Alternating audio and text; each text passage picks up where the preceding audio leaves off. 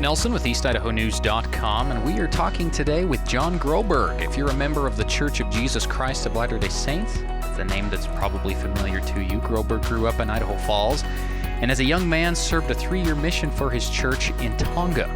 He wrote a book about his experiences there, Eye of the Storm, which was later turned into a film, 2001's The Other Side of Heaven. A follow-up movie is being released this weekend, The Other Side of Heaven 2, The Fire of Faith. And that chronicles his experiences in Tonga as a mission president, which is the leader of all of the missionaries and the membership of the church there. We're happy to be talking with him over the phone today. John, thank you for joining us today.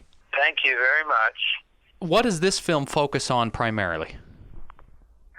Well, this film focuses primarily on the family being there with me in Tonga. We left Idaho Falls in 1966 and moved to Tonga. We had 5 daughters at the time. The youngest was 6 weeks old, and the oldest was 7 years old, going on 8. And so it's about our experiences largely with them, and of course it has a lot of the events that happened there with the missionaries that I was in charge of and so forth. So it's basically those. The 2 movies are based off the 2 books. The first one is based off the first book, and this is based off the second book. And those books came about. I had not planned on writing them, but President Monson asked me to write the first one, and I did, and gave it to him, and he read it and said, "It's good, but there's one problem. You don't talk about when you're a mission president." And this is after I'd been called as a general authority when he approached me and told me he wanted me to write this book. So I said, "Well, I misunderstood. I thought it was just about the mission." And he said, "Well, you'll have to write another one then about when you're a mission president." Because he was our supervisor when I was mission president. Visited us quite often in Tonga. So that's how the 2 books came about. And then the first movie about the first book, and the second movie about the second book, because they had to get permission, and the first presidency said, as long as you stick close to the book, it'll be all right to make the movie. So they did a good job of staying close on the first one, and I just trust that they'll stay close on the second one. Who initially contacted you to turn your first book into a movie? Well, that was a fellow by the name of Mitch Davis, who had been working with Disney Studios and others in Hollywood. And some friends of his, he wanted to make a movie and would like to do something about a mission experience, and he served a mission himself, but he said it just never quite came together, and some of his friends said, "Well, you got to read this book." He said, "A book by general authority wouldn't make a very good film." He didn't think. He said, "Well, this one's different. Just read it." So he read it and just said, "Yeah, that's it. That's exactly what I'm looking for." So they came to me, and I said, "Well, I don't own the copyright. That's Deseret Book." And they went to Deseret Book, and they said, "Well, you have to get permission from the First Presidency because it was written under their direction." And that's when they said, "As long as you stay close to the book, you're all right." They don't want them to go off into left field anywhere. I see. Okay. So in the first film, kind of like I was saying earlier, this is when you were a missionary as a young man, where you served a mission there for 3 years. 3 years, right. And just to kind of give people a review, you had a number of experiences there that are portrayed in that first movie. We won't get into all of them, but there's a few of them that I think are worth noting. For one, you had an encounter with some rats. They bit your feet. Do you want to talk about that one a little bit? Well, a lot of people ask about that. They say, did rats really eat your feet? And I said, I didn't have a video camera. I just go by what the people said. That's what they told me happened. And I believe them because something was very different about that experience what happened is my shoes wore out. See, I was on this one little island for 13 months, and my shoes wore out in maybe the first month or two. And there were no stores, there's no electricity, no cars,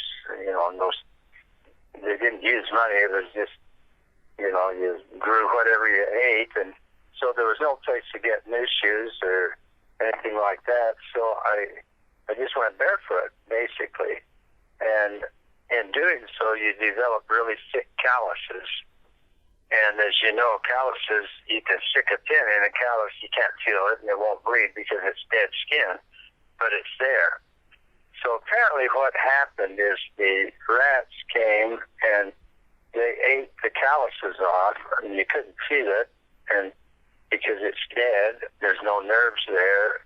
And when I got up in the morning, anytime, like if they got close to a nerve or to a blood vessel, the rats would back off because they only eat dead things.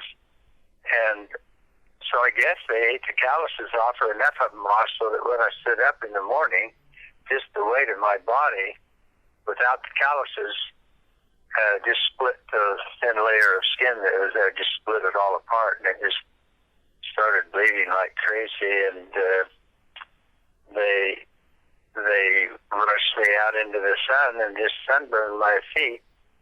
It wasn't just a few hours, it was days, and they were literally black. And so I had trouble with my feet for the next 20 or 30 years. Finally went to a doctor here, and he said, well, no wonder you have trouble with your feet. You've got cancer on the bottom of your feet. He says, I've been removing skin cancer for years. Never seen it on the bottom of anyone's feet. How could that be? And so I told him about how they sunburned it. He said, well, that would do it. 25 or 30 years later, that would turn into cancer. But then he did some research, and he said, but that also saved your life, because had the infection from the rats, because they eat other dead things, had it gone into your blood system, you would have been dead by nightfall, because it was such a huge open wound on both feet. But by putting you into the sun, the ultraviolet rays of the sun some way have a toxic effect upon the poison and the infection, and it draws it out. And so he said, so really they saved your life by doing that, because of course it gives you cancer, but we can take care of that later and stay alive. So that's his take on it. So I'm just going by what people say, and it makes sense, and it's probably what happened. You were involved in saving someone else's life. At least that's what they portray in that movie. There was a young boy who, there was a storm or something, and he nearly drowned, and you... he fell out of a mango tree and hit his head on the roots of the mango trees go into the ground, but they also go above the ground. And when they brought him to me, he was not breathing. It was just this. I don't know. I didn't have a stethoscope or anything like that. But as far as I could tell, and I told him that, I said, well, I can't give him a blessing because he's dead. And I said, no, give him a blessing. And they don't portray it in the movie, but we did actually. The branch president and I gave him a blessing, and then the branch president turned him over to me and said, okay, you pray and find out what the Lord wants you to do. And that's when I got the impression of giving artificial respiration, which in those days was that out with the bad, in with the good, and so forth. And it wasn't just for a little while, it was for a long time, hours. And then he finally just threw up all over the floor and started breathing, and that's the way it worked out. It took about 3 days for him to finally come to wake up and so forth. But anyway, yeah, I'm sure that was the Lord's doing on the faith of his parents and the faith of the people there. I was just kind of a bystander in a way, sort of the intermediary, but it didn't have a lot to do with me other than my willingness to just listen to what I felt should happen. So, that's true. Another occasion, your life was saved yet again. This was during a storm. You were swimming in the ocean, and you lost your strength and started to sink. Yeah, we only had sailboats in those days to go between the islands, and we got into a really bad storm just towards the end of my mission, and it's the first time that I had been capsized. The waves were just too big, and it just flipped the boat over. So we were thrown into the ocean. The storm passed rather rapidly, but we were gone. We were in the ocean then, and I had to swim for quite a few hours, and I eventually just ran out of strength. I just did not know what to do, and as I started to sink, I thought of Gene and I were not engaged, but we had been riding all the time during my 3 years. It turned out that the mission was 3 years,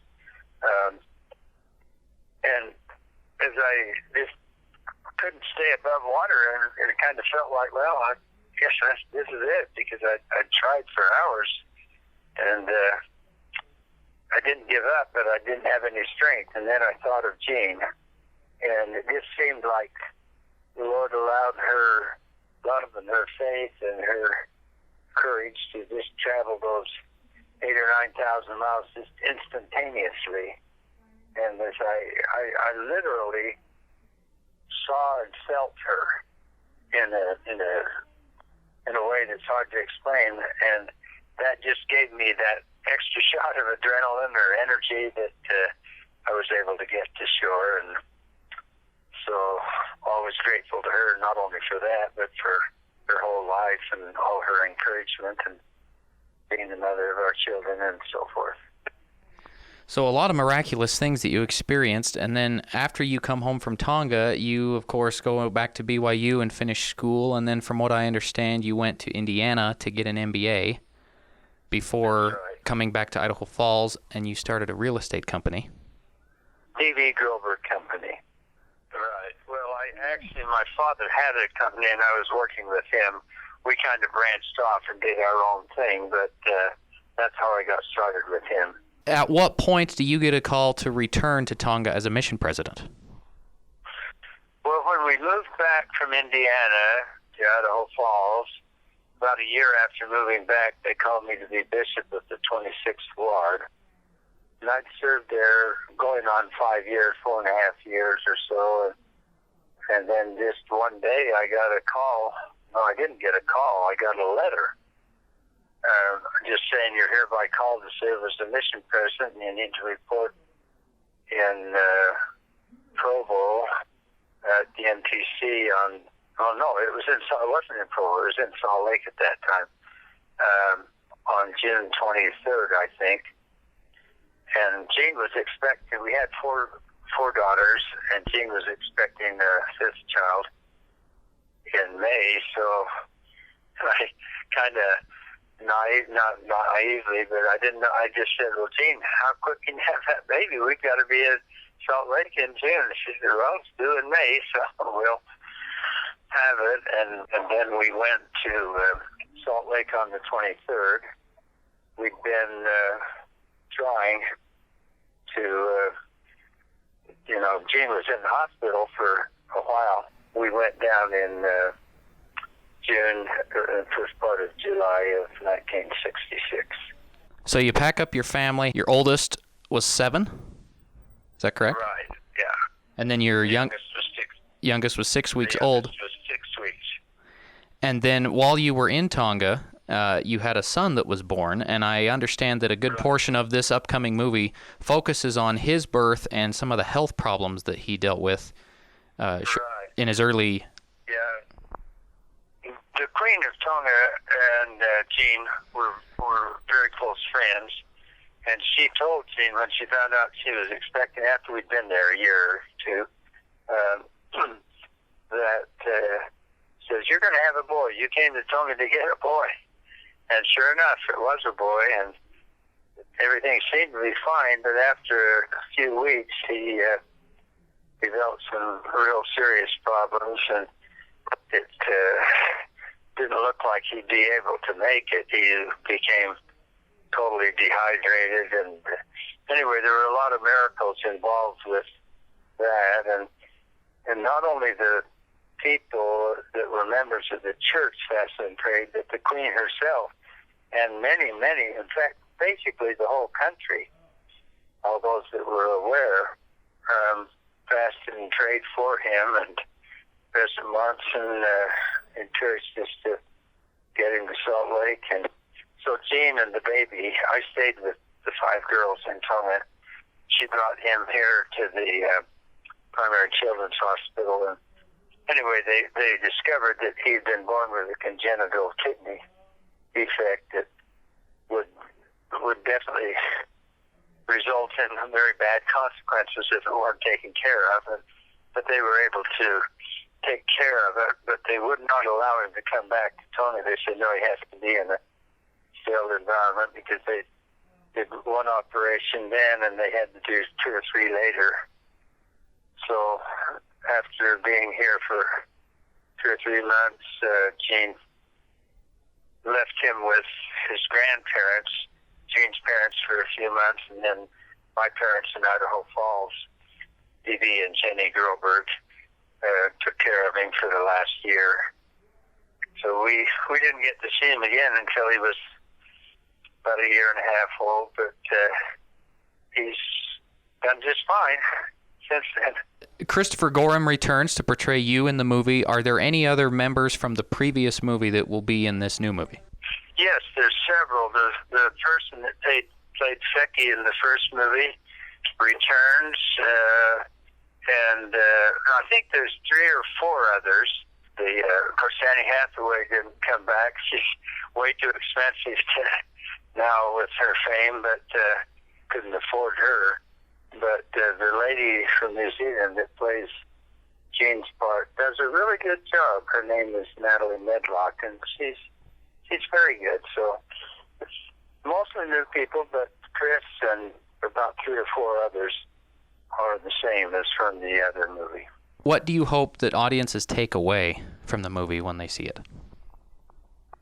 Well, I hope that they'll take away that it is important to not only to believe in God, but to pray in faith, and to believe that there is a Savior, and to believe that there is power, and it's similar, and to believe that He really is the creator of the universe, and that we are all spiritual sons and daughters. Members of the church will remember you. A few years ago, you were serving as the Idaho Falls LDS Temple president. You've also served as a general authority, a member of the Quorum of the 70 for the church as well. What are you up to these days? Well, we've got a large family, and they're growing, and so we do a lot of traveling to visit them. We have 4 grandchildren that have received their calls to serve missions. So you have a grandson that will be going to Tonga. So that'll be a cool experience that you'll get to share with him. Yeah, it's when President Nelson was in Tonga just recently, he met with King, and he talked to me before he went down and asked if there's anything, and I said, well, I just give my greetings to all the people. So he gave my greetings to the King and the Queen when he met with them, as well as to the general church population when he met with them. But then he also told them that have a grandson that's coming back to Tonga. So in one sense, I feel sorry for my grandson, because the expectations are pretty high, but he's a good guy, and everything will work out, I'm sure. Well, again, the premiere of the movie is 7 o'clock this Thursday night, June 27th, at Edwards Theater in Idaho Falls. Elder John Groberg will be there, along with some members of the cast, Russell Dixon, who portrays President Monson in the film. John, I appreciate your time. Is there anything else that you would like to add? Well, I'll be there, and my wife Jean will be there. And you asked if there's anything that I hope people will take away from the movie. One of the things that I really hope they'll take away is the importance of family and the importance of husband and wife loving one another and helping one another. And I think I just can't express how deeply I love my wife and our children, and what a strong influence the faith she has been. Well, John, thanks again. I appreciate your time. It's been a pleasure talking to you. Thank you very much. Blessings to you.